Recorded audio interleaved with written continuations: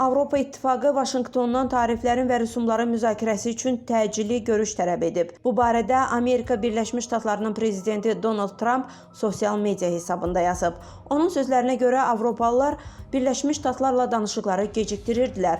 Ağ Evin başçısı xatırladıb ki, razılığa gəlmək mümkün olmasa və ya Birləşmiş Ştatlara qarşı ədalətsiz davranılarsa, onun ticarət şərtlərini müəyyən etmək səlahiyyəti var.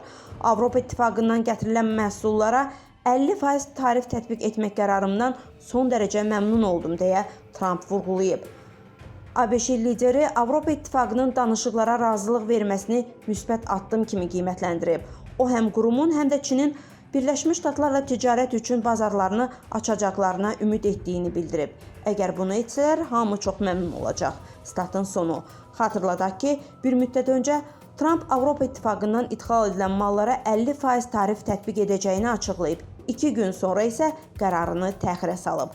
Avropa Komissiyasının prezidenti Ursula von der Leyen isə bu təxiri sabitləşdirici və dialoqa açıq addım kimi qiymətləndirib. Qurum öz növbəsində cavab tədbirlərini 90 gün müddətinə dondurub. Bununla belə danışıqlar nəticə vermədiyi halda qarşı tədbirlərin yenidən gündəmə gələ biləcəyi istisna edilməyib. Qeyd edək ki, Trump tarif siyasətini ABŞ-nin Avropa və Çindən ədalətsiz rəftar görməsi ilə əlaqələndirib.